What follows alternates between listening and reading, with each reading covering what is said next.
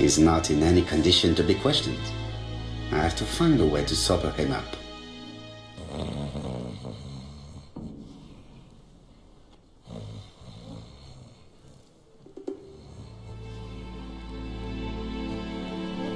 Red liquid is oozing out.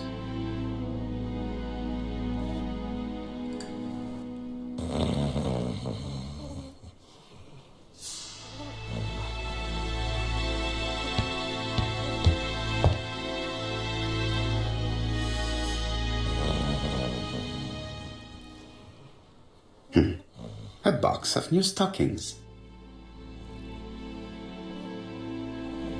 It's Alice Asher's notebook.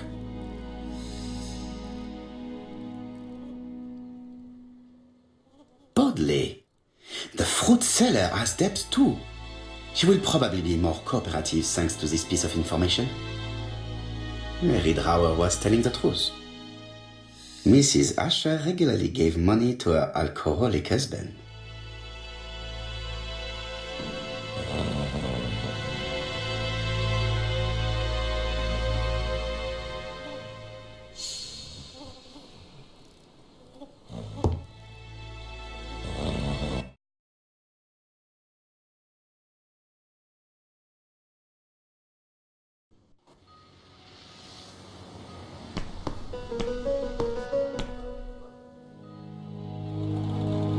According to the victim's account book, you owed her £10 for tobacco and magazines. That's a lie. She owed me £1. I swear.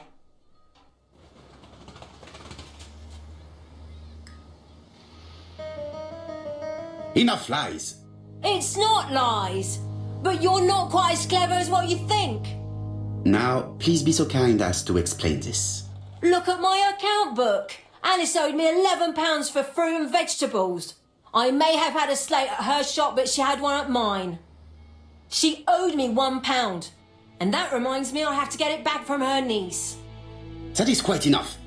Your account book has saved you, but I might ask Chief Inspector Japp to throw you in the cells for 1 or 2 nights while he checks your entries. Do you want to go to prison? Prison? Now that's not fair. I haven't done nothing. In that case, I am counting on your full collaboration. Yes, sir. Of course, sir.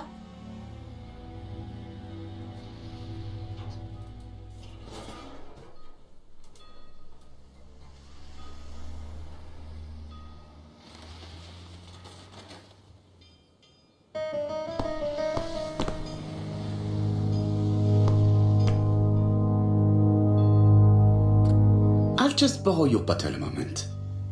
Take it. It's what Alice used to sober up her husband. But try not to empty the bottle. Let us now try and get our brain cells to work.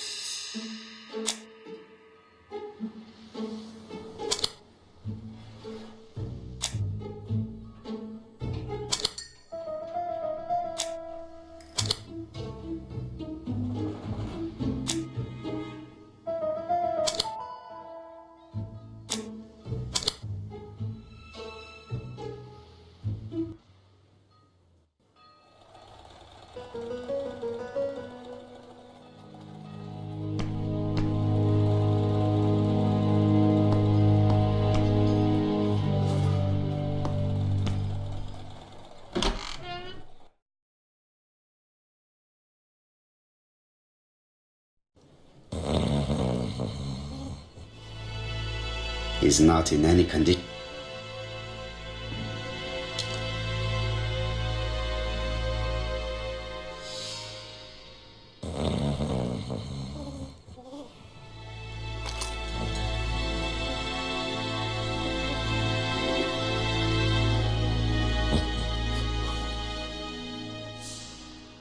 Mes amis, I can say without a doubt that poor Mrs. Asher was killed between 5:30 and 6. Killed when the street was packed with people. That's rather bold. I've been talking to the neighbours and... No one's seen anything? Or rather, it's anything and everything. Am I wrong? No. Yeah. We must grill this villain Asher before he falls asleep again.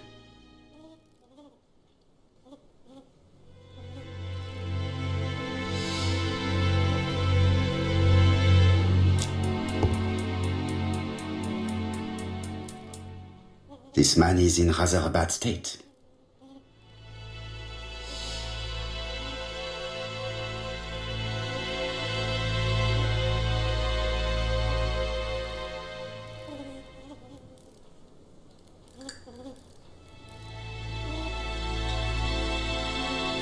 This man has been fighting and he smells of alcohol.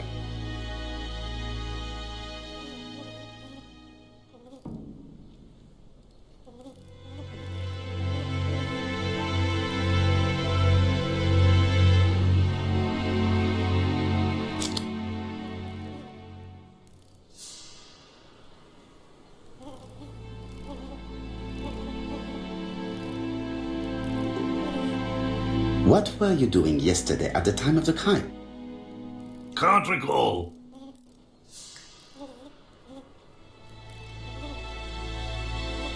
Come on, my friend. Try to remember. It is important. I'm really sorry, sir, but I don't remember a thing. I see. But maybe you do remember threatening to kill your wife? So what? You shouldn't take things so seriously, sir. Nothing but empty threats. We didn't get on all that badly. Are you often involved in fights? I don't know what you mean.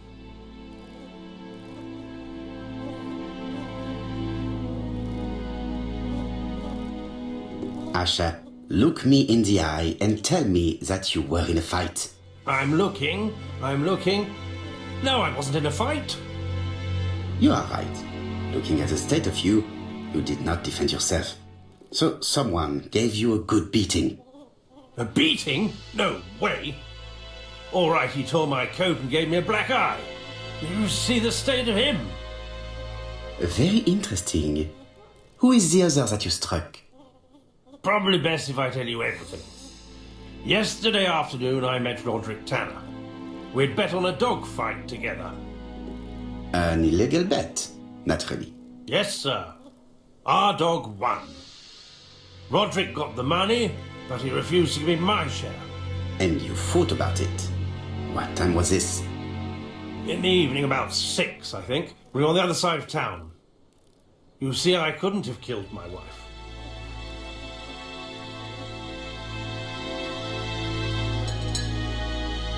Asher's alibi appears to be confirmed. All the same, I'm going to call and check that he did have a fight with this Tanner on the afternoon of the murder. You can never trust this sort of chap. One thing is certain, Asher was a ruffian who used to beat his wife.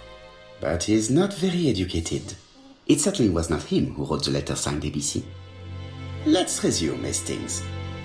We know the murderer pretended to be a customer. He did not kill her for money, that appears to be certain. I agree with you on that point. And the murderer left an ABC guide as a signature.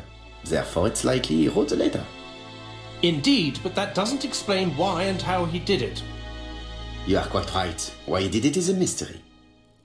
But as for how he did it, we do know enough to try and reconstruct the events.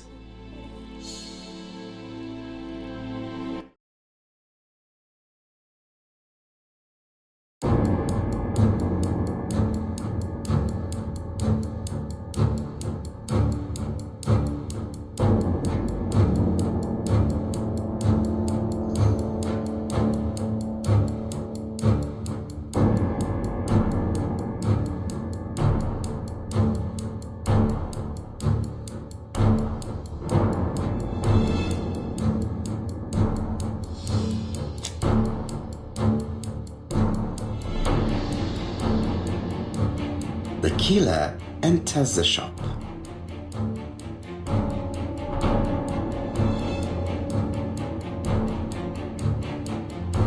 Mrs. Asher turns around to greet a customer.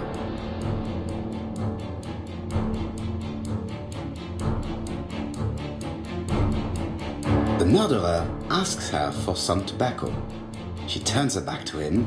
he seizes the opportunity to strike her.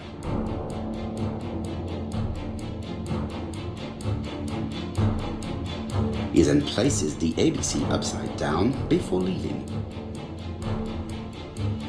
Everything appears to match the crime scene, mon cher Hastings. That is exactly what happened.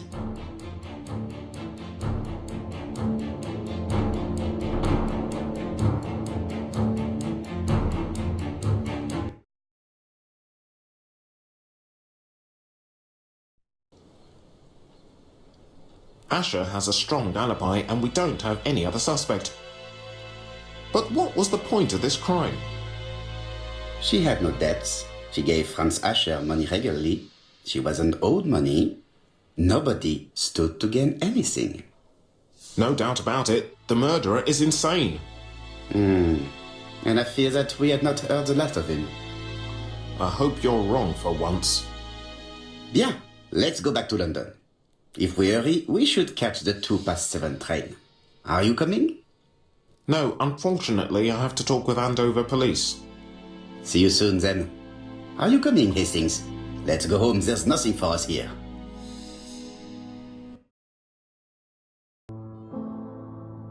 Well, do you have any idea about the killer's identity? The crime was committed by a man of medium height, with red hair and suspicious eyes. He has a slight limp on the right foot and a wart just below his shoulder blade. Poirot!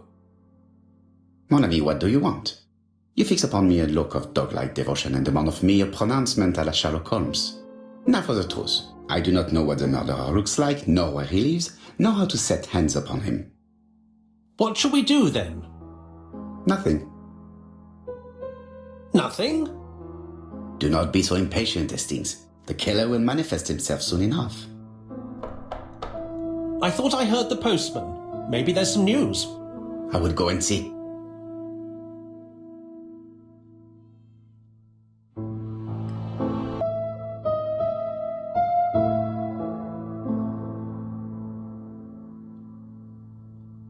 Daily Flicker, June the 22nd, 1935.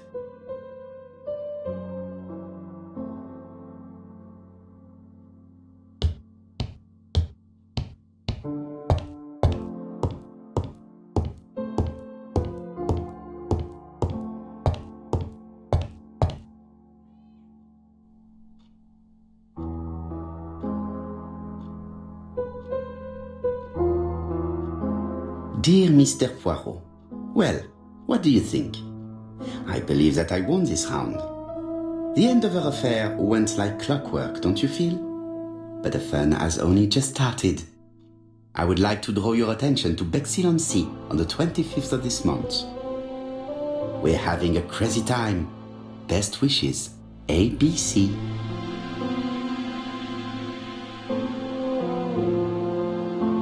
The next crime will be in Bexhill. We must warn Japp to Scotland Yard. Did the letter indicate anything that might help the police? To be honest, I think we can already guess something about the next victim. But I need to think about it a little more.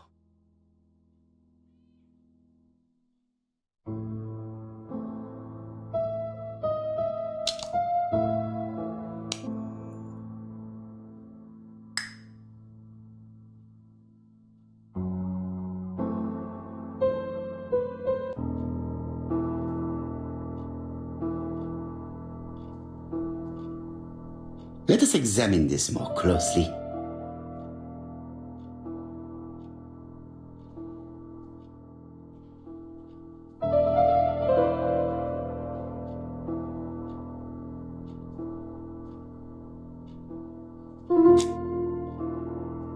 Certain characters in the two letters may have similar defects.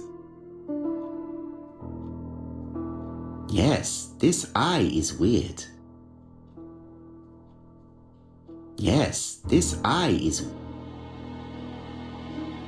Right, let us compare this with the other letter.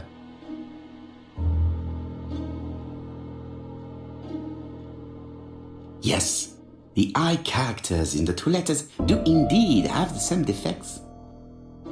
I have to find some other similar defects to confirm my theory.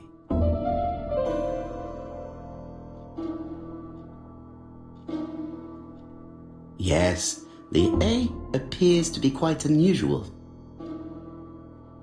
Right, let us compare this with the other letter.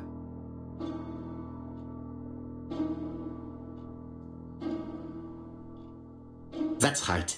The A characters in the two letters do indeed have the same defects.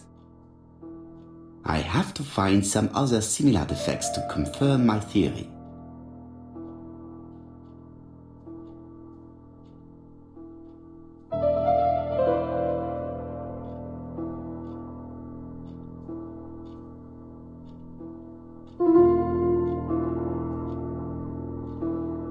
Let us examine the characters in this word. Right, let us compare this with the other letter.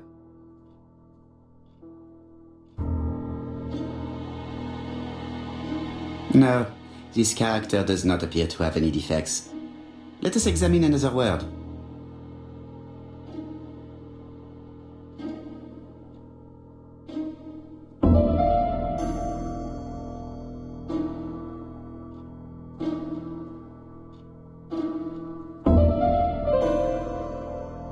Let us examine the characters in... Right, let us compare this with the other letter.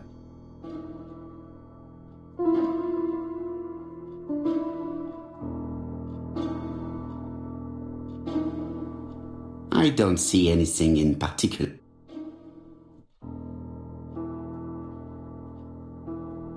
Let us examine the Right, let us compare this. Certain characters.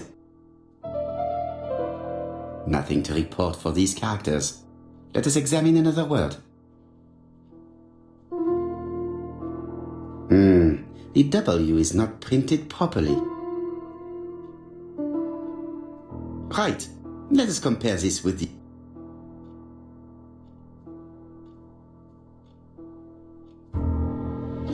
No, this character...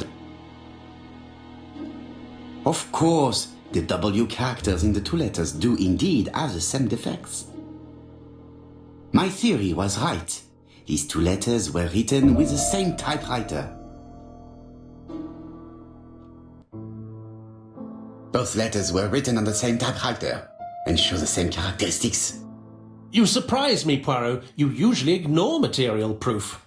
But there is nothing usual about this case, Hastings. Nothing must be overlooked.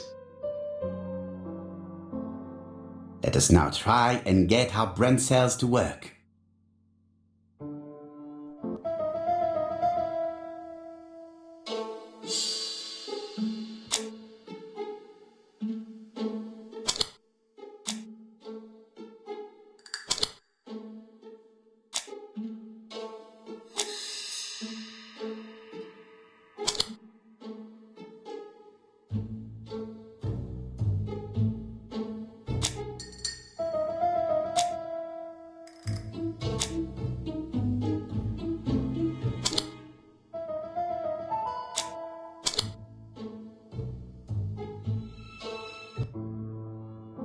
So, Poirot, have you found something? Oui, I believe so. But I am afraid it is not enough to stop the murderer. Let us go and see Chief Inspector Japp. I will explain there.